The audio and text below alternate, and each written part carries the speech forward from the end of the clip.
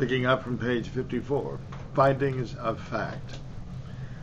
Having considered the evidence presented at trial, the credibility of witnesses, and the legal arguments presented by counsel, the court now makes the following findings of fact pursuant to FRCP 52A. The court relies primarily on the testimony and exhibits cited herein, and although uncited cumulative documents evidence is in the record and considered by the court, also supports the findings. The parties. Plaintiffs. Kristen Perry and Sandra Steer reside together in Alameda County, California, and are raising 4 children. They are lesbians in a committed relationship who seek to marry. On May 21, 2009, Perry and Steyer applied for a marriage license from defendant O'Connell, the Alameda County clerk reporter, who denied them a license due to Proposition 8 because they are of the same sex. Paul Katami and Jeffrey Zarillo reside together in Los Angeles County, California. They are gay men in a committed relationship who seek to marry. On May 20, 2009, Katami and Zarillo applied for a marriage license from defendant Logan, the Los Angeles County clerk, who denied them a license due to Proposition 8 because they are of the same sex. Plaintiff intervener. San Francisco is a charter city and county under the California Constitution and the laws of the state of California. California Constitution, Article 11, Section 5A, San Francisco Charter Preamble. San Francisco is responsible for issuing marriage licenses, performing civil marriage ceremonies, and maintaining vital records of marriage. California Family Code, Section 350A, 401A, 400B. Defendants. Arnold Schwarzenegger is the Governor of California. Edmund G. Brown, Jr. is the Attorney General of California. Mark B. Horton is the Director of the California Department of Public Health and the State Registrar of Vital Statistics of the State of California. In his official capacity, Horton is responsible for prescribing and furnishing the forms for marriage license applications, the certificate of registry of marriage, including the license to marriage and the marriage certificate.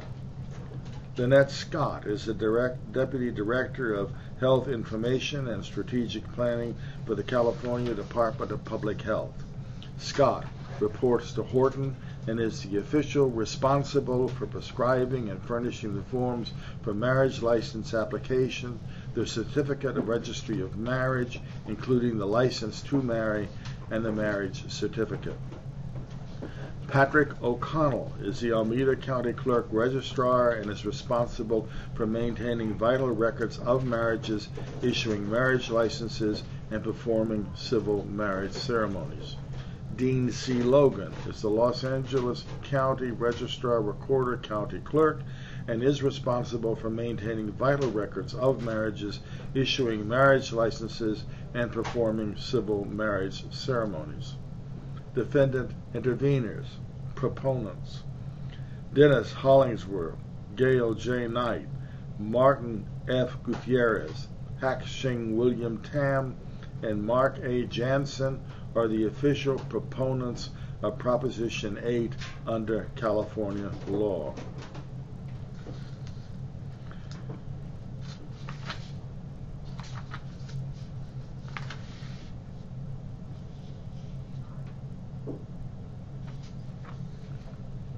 Proponents comply with a myriad of legal requirements to procure Proposition 8's enactment, such as filing forms, prompting the state to prepare Proposition 8's title and summary, paying the initiative filing fee, drafting legally compliant signature petitions, overseeing the collection of more than 1.2 million signatures, instructing signature collectors on state law guidelines, and obtaining certifications for supervising signature gatherers.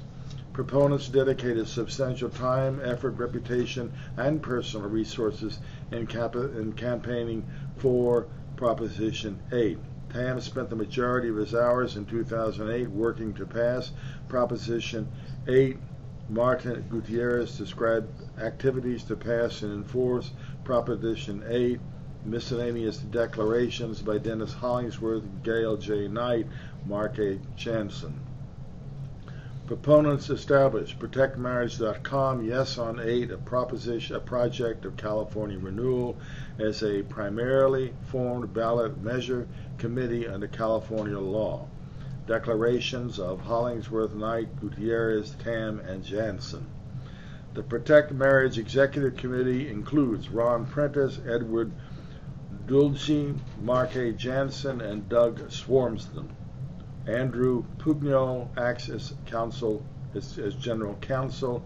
David Bauer is the treasurer and officer of record for Protect Marriage.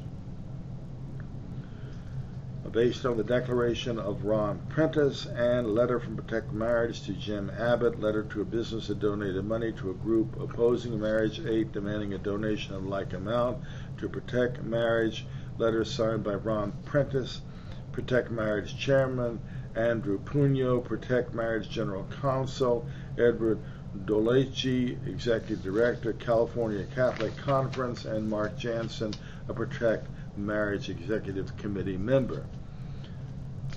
Protect Marriage was responsible for all aspects of the campaign to qualify Proposition 8 for the ballot and enact it into law. Based on email from Kenyon Curtin to Family Research Council to Prentice, Curtin attaches a kit to be distributed to Christian voters through churches to help them promote the proposition. Curtin explains to Prentice that Family Research Council found out from Pugno that the Family Research Council needs to take FRC logos off the California version of the videos and just to put ProtectMarriage.com on everything. Email from Pugno to Tam, other emails from Pugno to Tam, Tam's participation in a debate, Tam's Protect Marriage reimburse individuals around print and television ads. Tam signed a statement of unity with respect to Proposition 8 campaign on behalf of himself, behalf of the Traditional Family Coalition. Email from Tam, I'm still waiting for a proposition for ProtectMarriageCampaign.com instructions on when we should start the signature collection. Protect Marriage is a broad coalition of individuals and organizations, including the Church of Jesus Christ Latter-day Saints, the LDS Church, and the California Catholic Conference, and a large number of evangelical churches. ProtectMarriage.com, Protect Marriage about page identifies a broad-based coalition. Statement from Frank Schubert and Jeff Flint on passing Proposition 8 politics. We have the support of virtually the entire faith community in California. Zagur's statement, churches, because of their hierarchical structure and ability to speak to congregations once a week, have a very strong communications network with churchgoers. A network of 1,700 pastors working with Protect Marriage in support of Proposition 8 is striking because of the sheer breadth of the religious organization and its level of coordination with Prop Marriage. Segura further states an organized effort and formal association of religious groups form the broad-based coalition of Protect Marriage. Segura's statement, the coalition between the Catholic Church and the LDS Church against a minority group, was unprecedented. Email from Prentice to Len Vinson explaining that from the initial efforts in 1998 for the eventual success of Prop 22 in 2000, a coalition of many organizations has existed, including evangelical, Catholic, and Mormon groups, and identifies Catholic and evangelical leaders working to pass Proposition 8. Ron Prentice addressing supporters of Proposition 8. An excerpt from his statement, he explains the importance of contributions from the LDS Church, Catholic bishops, and evangelical ministers through the Protect Marriage campaign. Frank Schubert and Jeff Flint statements, by this time leaders of the Church of Jesus Christ of Latter-day Saints had endorsed Proposition 8 and joined the campaign executive committee.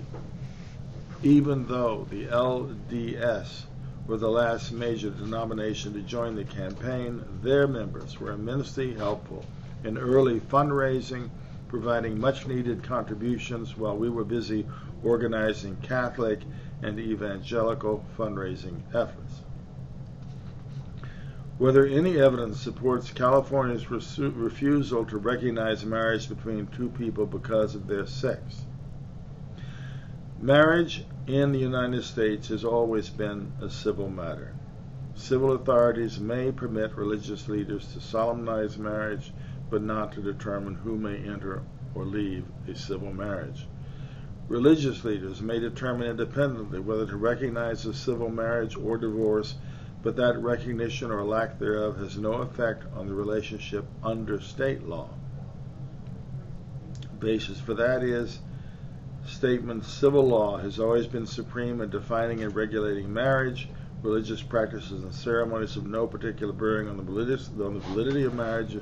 Any clerics, ministers, rabbis that were accustomed to performing marriages only do so because the state has given them the authority to do so, and the Family Code, section 400 and 420. A person may not marry unless he or she has a legal capacity to consent to marriage. Cot, marriage is a basic civil right. It expresses the right of a person to have the liberty to be able to consent validly, and the Family Code, sections 300 and 301.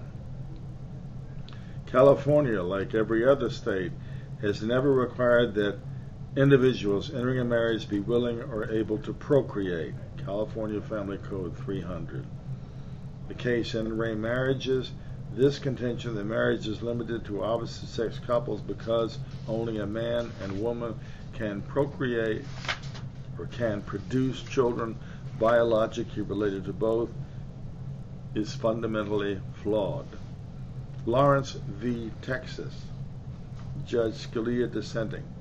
If moral disapprobation of homosexual conduct is no legitimate state interest for purpose of prescribing that conduct, what justification could there possibly be for denying the benefits of marriage to homosexual couples exercising the liberty protected by the Constitution?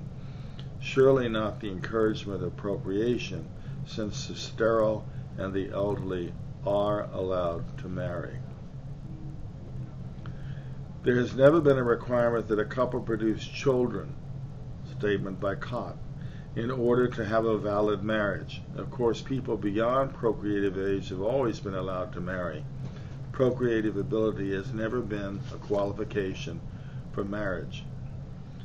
When California became a state in 1850, marriage was understood to require a husband and a wife. See the California Constitution, Article 11, Section 14, and in re marriage cases.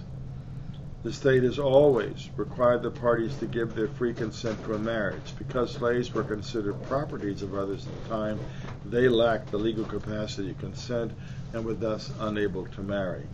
After emancipation, former slaves viewed their ability to marry as one of the most important new rights they'd gain. From Cott. Many states, including California, had laws restricting the race of marital partners so that whites and non-whites could not marry each other. Basis, Cott. Many as 41 states and territories, the law placed restrictions on marriages between a white person and a person of color. Again, Cott. Racially restricted marriage laws prevented individuals from having complete choice on whom they married in a way that designated some groups as less worthy than other groups. Defenders of race restrictions argued the laws were naturally based on God's plan, just being put into positive law. The efforts to undo them met extreme alarm among those who thought these laws were correct.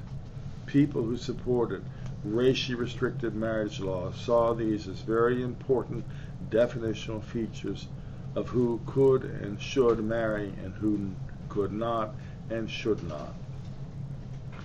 Chauncey. Jerry Falwell criticized Brown v. Board of Education because school integration could lead to interracial marriages, which was then sort of the ultimate sign of black and white equality. Nathanson's statement. Defenders of race restrictions in marriage argued that such discrimination was protective of the family. Pace v. Alabama, holding that anti-miscegenation laws did not violate the Constitution because they treated African Americans and whites the same. The Attorney General admits that California banned interracial marriage until the California Supreme Court invalidated the prohibition in Perez v. Sharp in 1948. Proponents admit that California banned certain interracial marriages from early in its history until the California Supreme Court invalidated those restrictions in Perez.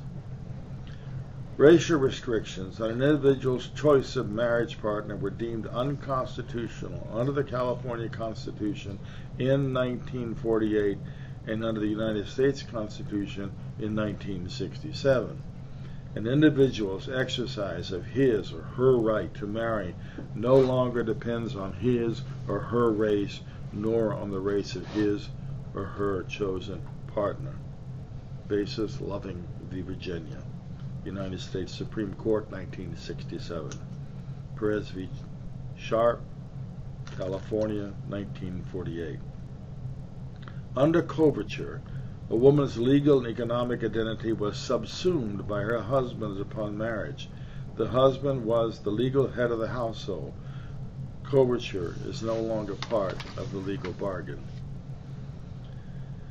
The Attorney General admits that the doctrine of coverture, under which women once married lost their independent legal authority and became the property of their husbands, was once viewed as a central component of the civil institution of marriage. Under coverture, the wife was covered, in effect, by her husband's legal and economic identity.